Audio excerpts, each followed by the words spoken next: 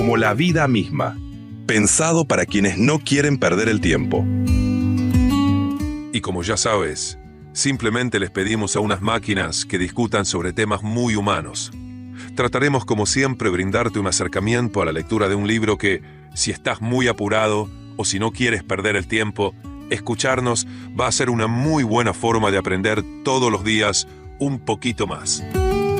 Hoy hablaremos de este joven autor llamado Yuval Noah Harari, en la obra De animales a dioses. El autor explora la historia de la humanidad desde el origen del Homo sapiens, destacando cómo las ficciones colectivas han moldeado sociedades. Como hacemos siempre, después de cada presentación, te dejamos con nuestros protagonistas. Sin más, vamos con los hechos.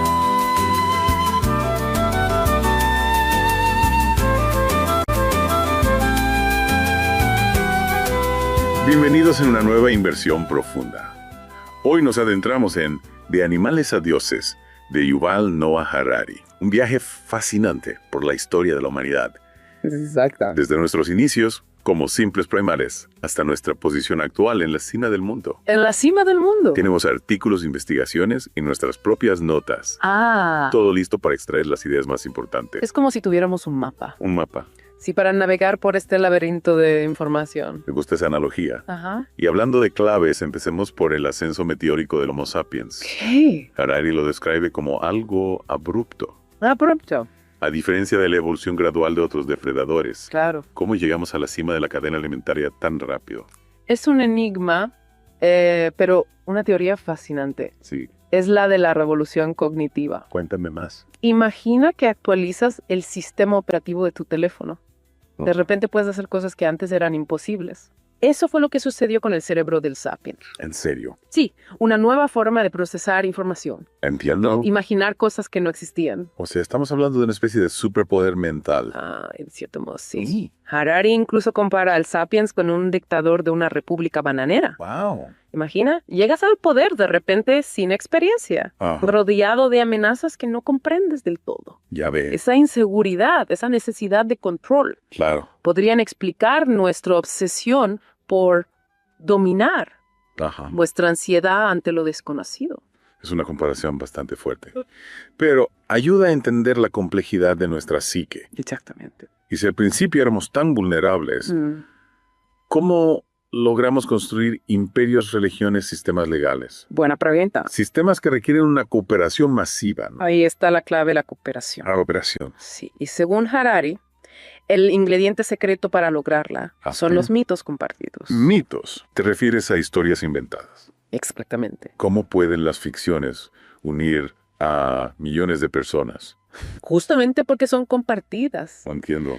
Piensa en la religión católica. Ajá. Dos personas que jamás se han visto pueden colaborar en una cruzada o donar dinero para construir un hospital. Veo. Unidos por la creencia en un mismo mito, la divinidad de Jesús. Y sus enseñanzas. La creencia en un mito común crea un vínculo que va más allá de lo personal. Exacto. Pero esto no se limita a la religión, ¿verdad? Para nada. Piensen en el nacionalismo. Claro.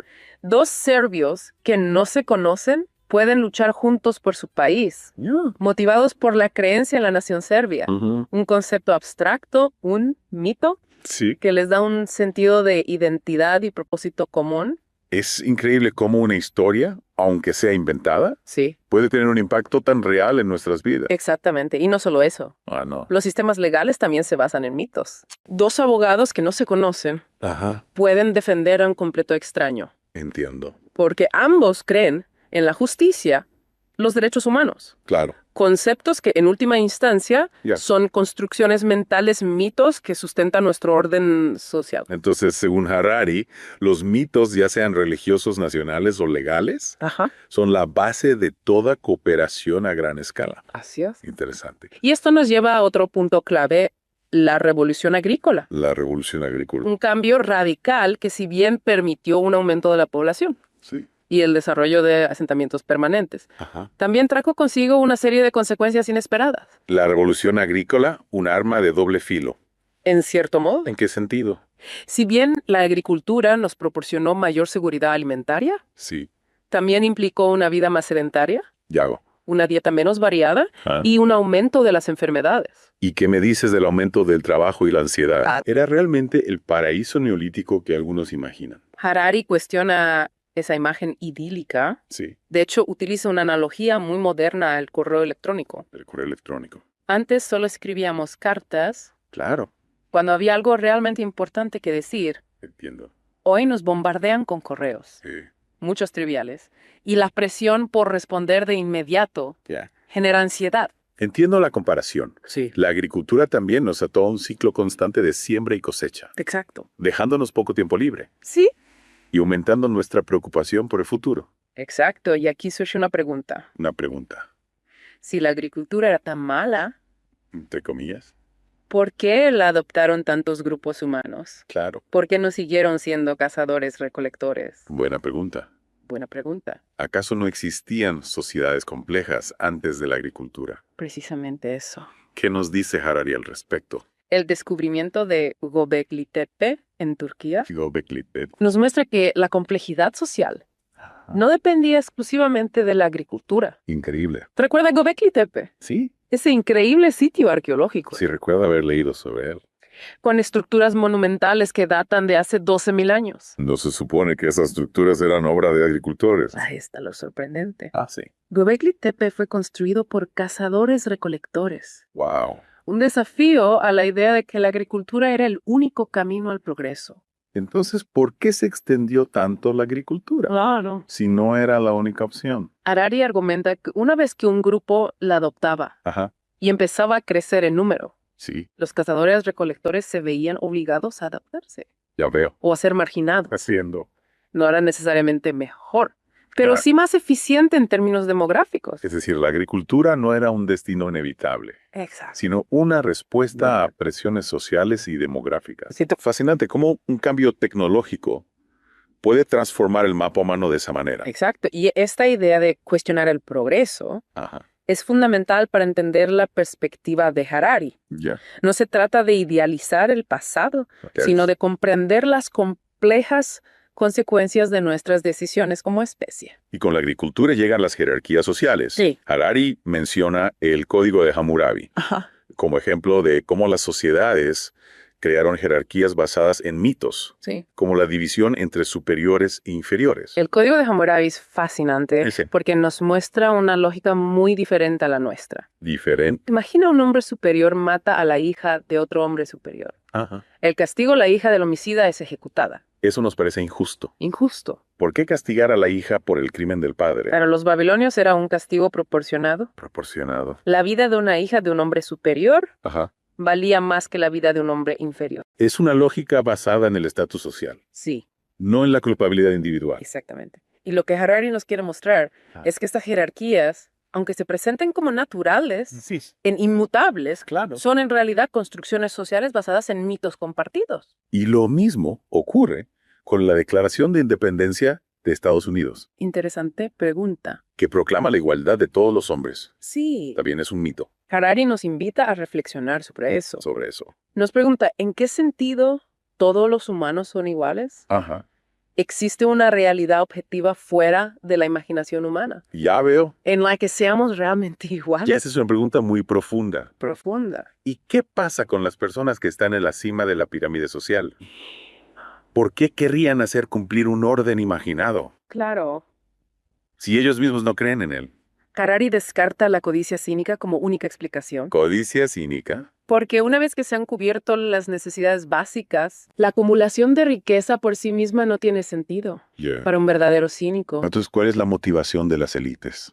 Harari sugiere que a menudo las élites creen en los mitos Ajá. que sostienen su poder. Ajá. Se convencen a sí mismas de que están trabajando para el bien común, Entiendo. aunque esto implique mantener un sistema injusto. Interesante. Y esto nos lleva a otro tema fascinante, Sí, sí. el impacto del dinero y los imperios en la historia de la humanidad. El dinero, otro invento humano que ha tenido un impacto enorme en nuestras vidas. Y Harari describe el dinero como un sistema de confianza universal Ajá. que permitió la creación de redes comerciales complejas Claro. y la unificación de diferentes culturas. Ya veo. Imagina un mundo sin dinero, Ajá. donde solo se puede comerciar con trueque. Sería un mundo mucho más limitado. Exactamente, el dinero facilitó el comercio a gran escala Sí. y permitió la acumulación de riqueza. Ajá. Y esto nos lleva a los imperios, A los imperios. que Harari define por su diversidad cultural Sí. y la flexibilidad de sus fronteras. ¿Quieres decir que no todos los imperios se basaban en la conquista militar? Así es. Ah, no. Algunos imperios, como el ateniense, Ajá. comenzaron como ligas voluntarias. Interesante.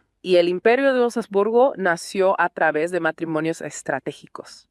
Es curioso cómo los imperios, a pesar de sus diferencias, Sí. a menudo justificaban su dominio Ajá. con la misión de llevar la civilización Entre comillas. a los pueblos conquistados. Sí, los imperios romanos, chinos, musulmanes y europeos Ajá. se veían a sí mismos como portadores de la luz y el progreso. Una justificación que, por supuesto, era cuestionada Claro. por los pueblos sometidos. Y este choque de culturas es otro tema recurrente en la historia de la humanidad. Claro. Y con esto llegamos al final de la primera parte de nuestra inversión Ah, en De Animales a Dioses. ah, Hemos cubierto mucho terreno, sí, pero aún nos queda mucho por explorar. mucho.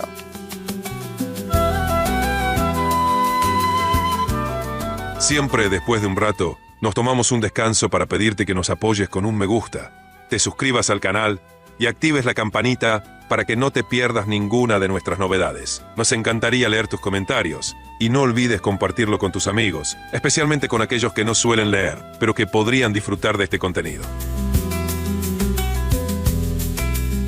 Además, a pesar de su profundo conocimiento de la tecnología y su impacto en la sociedad, Harari es conocido por no usar un teléfono inteligente y por mantener una vida personal bastante privada y desconectada de las redes sociales.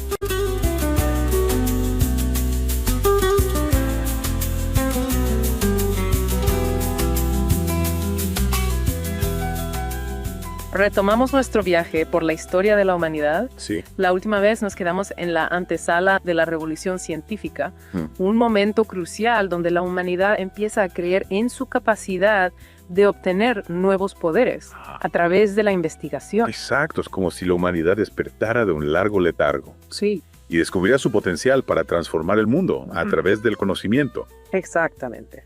Pero antes de adentrarnos en la revolución científica, Sí. me intriga la idea de que hasta entonces Ajá, la mayoría de las culturas no creían en el progreso. interesante punto. De verdad pensaban que la edad de oro estaba en el pasado. Así es, la idea dominante era que el mundo se había estancado, Ya veo. o incluso que estaba en declive. Ajá, Se aspiraba a recuperar la sabiduría de los antiguos, entiendo. no a superarla. Ah, Si grandes figuras como Mahoma, Jesús, Buda o Confucio sí. no lograron erradicar el sufrimiento humano, Ajá. ¿qué esperanza teníamos nosotros? Es una perspectiva fascinante. Sí. Como si la historia fuera un camino descendente en lugar de ascendente, Ajá. que cambia con la revolución científica. La revolución científica trae consigo una nueva fe en la capacidad humana para resolver los problemas del mundo a través del conocimiento. Ya. Y esta fe se traduce en una inversión sin precedentes. Inversión. Sí, en investigación científica. ¿Y cómo se financia esta investigación? Buena pregunta. ¿Quiénes son los nuevos mecenas de la ciencia? Es interesante cómo Harari compara esta inversión Ajá. con el patrocinio de las artes y la religión. Ajá. En épocas anteriores, Claro. los gobernantes premodernos daban dinero a sacerdotes, filósofos y poetas Sí, para legitimar su poder ento. y mantener el orden social. Pero no esperaban que estos eruditos descubrieran nuevos medicamentos No. o inventaran nuevas armas. Exacto, la revolución científica cambia las reglas del juego Ja, al poner la investigación al servicio del progreso material. ya veo. Y uno de los pilares de esta revolución, sí, es la idea de que la ciencia moderna se basa en la ignorancia. En la ignorancia. Sí, en el reconocimiento de que hay mucho que no sabemos. Admitir la ignorancia como punto de partida. Ajá. Qué curioso puedes profundizar en este punto. Claro, Harari nos dice que la ciencia moderna se diferencia de las tradiciones previas de conocimiento en 3 puntos fundamentales. Primero, la disposición a admitir la ignorancia, Ajá, la idea de que no lo sabemos todo. interesante. Segundo, la centralidad de la observación y las matemáticas, Ajá. la importancia de recopilar datos empíricos Sí. y analizarlos con rigor. Te entiendo. Y tercero, la adquisición de nuevos poderes. Nuevos poderes. Sí, el objetivo de utilizar el conocimiento científico Ajá. para obtener nuevos poderes y transformar el mundo. Es decir, la ciencia moderna no se basa en dogmas No. o en la autoridad de los antiguos, Exacto. sino en la búsqueda constante de nuevos conocimientos. Así es, y esta búsqueda constante Claro. es lo que impulsa el progreso científico. Me gusta eso. Recuerda el ejemplo del Fondo para la Provisión para las viudas e hijos de los pastores de la Iglesia de Escocia. Sí.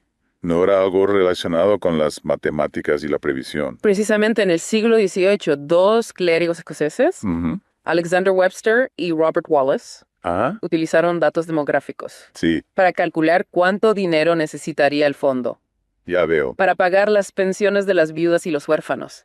Entiendo. Sus cálculos fueron tan precisos. Tan preciso. El fondo conocido hoy como Scottish Widows Ajá. es una de las compañías de seguros más grandes del mundo. Las matemáticas al servicio de las viudas y los huérfanos. Sí. ¿Quién lo hubiera imaginado? Increíble, ¿no? Pero hablando en serio, es un ejemplo fascinante Sí. de cómo las matemáticas empezaron a tener un papel cada vez más importante en la sociedad. Exacto, cada vez más campos de estudio. ¿Ah? Incluso los que tradicionalmente formaban parte de las humanidades Ajá. se basan en las matemáticas. Ajá.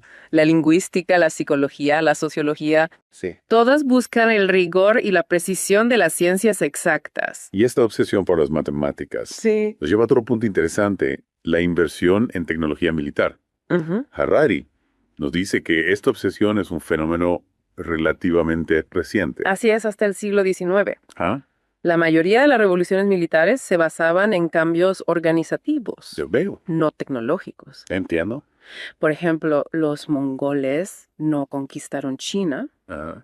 gracias a una nueva arma secreta, Ajá. sino a su superioridad estratégica y logística. Es decir, la tecnología militar no era un factor decisivo en la mayoría de los conflictos. Exacto, pero la revolución científica cambia esta dinámica. Cambia la dinámica. Al crear una carrera armamentística Ajá. basada en la innovación tecnológica. Ya veo. Y esta carrera se intensifica con la llegada del capitalismo Sí. y la revolución industrial, Correcto. creando una estrecha relación entre ciencia, industria y tecnología militar. Una relación que ha transformado el mundo para bien y para mal. Sin duda. Y aquí es donde la idea de progreso se vuelve más compleja. Más compleja. Porque el progreso tecnológico no siempre se traduce en progreso humano. Claro, Harari nos recuerda que la revolución agrícola aumentó el poder colectivo de la humanidad, Sí. pero también hizo la vida de muchos individuos más dura y precaria. Ujú. Y lo mismo podría decirse de la expansión de los imperios europeos. Exactamente. Si bien trajo consigo avances tecnológicos y económicos, Sí. también provocó la explotación y el sufrimiento de millones de personas. La historia de la humanidad está llena de ejemplos de cómo el poder Ujú. se ha utilizado para el bien y para el mal. Claro. Y la revolución científica no es una excepción. Entonces la pregunta clave es cómo podemos asegurarnos Buena pregunta. de que el progreso científico se utilice para el beneficio de toda la humanidad. Esa es la gran pregunta que nos plantea Harari. Sí. Y no hay una respuesta fácil, Ajá. pero es una pregunta que debemos hacernos, Claro. especialmente en una era de avances tecnológicos sin precedentes. Hablando de avances sin precedentes, Sí. Harari menciona la búsqueda de un tratamiento efectivo para la sífilis como un motor de la investigación científica. ¿Puedes explicarnos esto? Claro, en el siglo XVIII la sífilis era una enfermedad devastadora que afectaba a gran parte de la población europea. Sí, Encontrar una cura se convirtió en una prioridad para la ciencia. ya veo. Y esta búsqueda impulsó la investigación médica en múltiples direcciones. Es interesante cómo una necesidad práctica, Sí. como curar una enfermedad, puede estimular la innovación científica. Sí, y este patrón se repite a lo largo de la historia de la ciencia. Ajá, La necesidad es la madre de la invención, como dice el refrán. claro. En el caso de la sífilis, Ajá. la búsqueda de una cura también tuvo implicaciones políticas y militares. ¿En qué sentido? Harari menciona la expedición del capitán James Cook al Pacífico en 1768, Ok. que tenía como objetivo observar el tránsito de Venus desde Tahití. Pero la expedición también tenía una misión secreta: Misión secreta. buscar plantas y remedios medicinales, incluyendo un tratamiento para la sífilis, Ya. que pudieran ser de utilidad para la Royal Navy. Es decir, la ciencia se ponía al servicio del poder imperial. Así es la búsqueda de conocimiento científico. Ajá. A menudo se entrelaza con los intereses políticos y económicos. Entiendo. Y este vínculo entre ciencia e imperio se hace aún más evidente con los grandes descubrimientos geográficos de la era moderna, Sí. como el descubrimiento de América por Colón en 1392. Colón creía haber llegado a las Indias Orientales. Sí. No, nuevo continente. Ajá. ¿Cómo es posible que se equivocara de esa manera? Harari nos recuerda que durante siglos Ajá. la gente creía que el mundo conocido se limitaba a Europa, África y Asia. Ajá. La idea de un nuevo continente Claro, señor. era simplemente inconcebible. Ya veo. Imagina que de repente descubrimos una nueva luna orbitando la Tierra. Sería algo que pondría en cuestión todo lo que creíamos saber sobre el universo. Un cambio de paradigma total. Exactamente. El descubrimiento de América fue un shock Sí. para la mentalidad europea Ujú. y abrió un nuevo capítulo en la historia de la humanidad. Exacto. Un capítulo marcado por la expansión de los imperios europeos y el dominio de la ciencia y la tecnología occidentales. Y este dominio se basa en gran medida en el desarrollo de la ciencia y la tecnología. Sí, Harari señala que durante 300 años los europeos gozaron de un dominio indiscutible Sí. en América y Oceanía, gracias a su superioridad naval y militar, Ajá. que a su vez se basaba en su inversión en investigación científica, Sí. en la construcción de mejores barcos y en el desarrollo de nuevas armas. Sí. ¿Y qué desafíos éticos nos esperan? Comencemos por un hito que Harari considera fundamental. Brunito. El 16 de julio de 1945, a las 5:29:45 de la mañana, Sí. en Alamogordo, Nuevo México. Ajá. El momento en que la humanidad detonó la primera bomba atómica. Un punto de no retorno en nuestra historia. Exactamente, de repente teníamos la capacidad de autodestruirnos. Sí. Como es- Un poder inimaginable hasta entonces. Y este poder sin precedentes nos obliga a repensar nuestra relación con la ciencia y la tecnología. Claro. El progreso científico ya no se limita a mejorar nuestras vidas, Ya veo. sino que también puede suponer una amenaza existencial. Es como si hubiéramos abierto la caja de Pandora. En cierto modo, sí. Y ahora tenemos que lidiar con las consecuencias. Y este dilema nos acompaña hasta el día de hoy. Ajá. Piensa en la bioingeniería, Sí. la inteligencia artificial, la manipulación genética. Ajá. Todas estas tecnologías tienen un potencial enorme Claro. para el bien y para el mal. De hecho, Harari nos habla de Alba, Sí. una cerdita modificada genéticamente para producir órganos humanos para trasplantes. Un avance médico asombroso Sí. que plantea serias cuestiones éticas. Alba es un ejemplo perfecto de cómo la ciencia está difuminando las líneas Ajá. entre lo natural y lo artificial Ya, amigo. y nos obliga a preguntarnos hasta dónde podemos llegar en la manipulación de la vida. Es una gran pregunta. ¿Cuáles son los límites éticos de la ciencia? Preguntas difíciles, sin respuestas fáciles. Así es. Y mientras la ciencia avanza a pasos agigantados, Ujú. ¿qué nos dice Harari sobre la búsqueda de la felicidad Ajá. en este mundo cada vez más tecnificado? Harari cuestiona la idea de que el progreso material equivale a la felicidad. En serio. Utiliza ejemplos como la revolución agrícola Ajá. y la expansión de los imperios Sí. para mostrar que el aumento del poder y la riqueza Ujú. no siempre traen consigo el bienestar. Ya veo.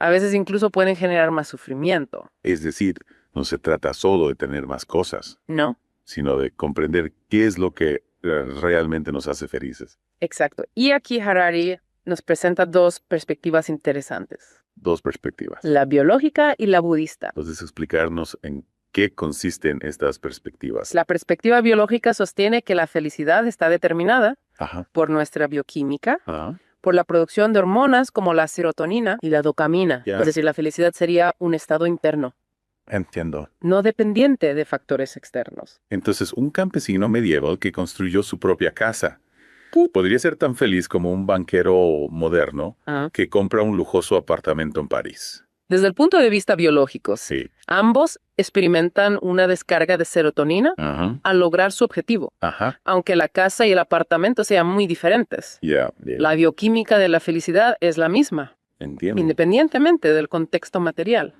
¿Y qué dice la perspectiva budista? El budismo también sostiene que la felicidad es un estado interno, Ajá. pero se centra en la idea de que el sufrimiento surge del apego a las cosas y las sensaciones. Ya veo. La clave para la felicidad sería, por tanto, liberarse de este apego y cultivar la paz interior.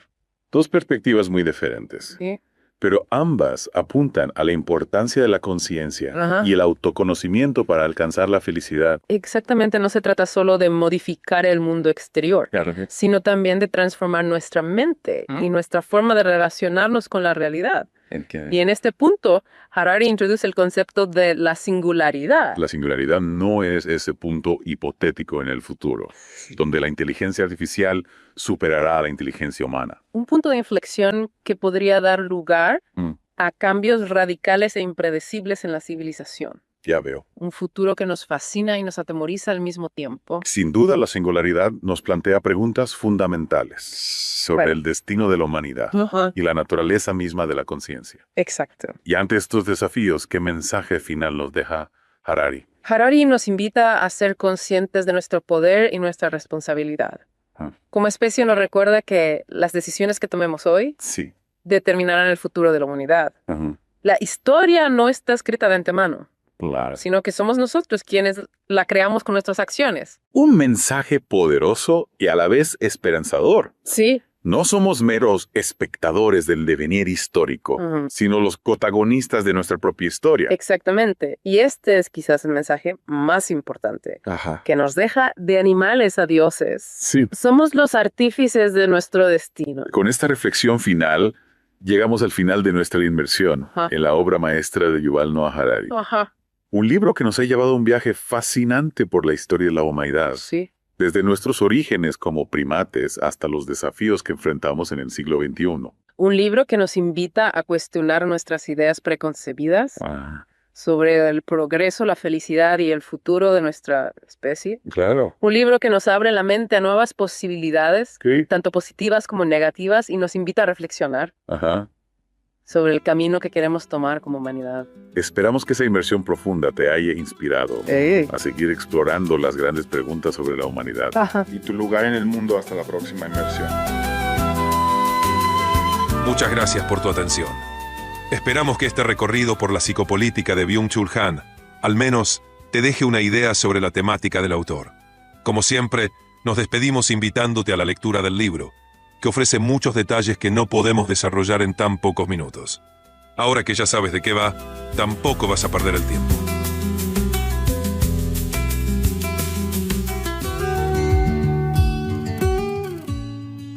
Como la vida misma, pensado para quienes no quieren perder el tiempo.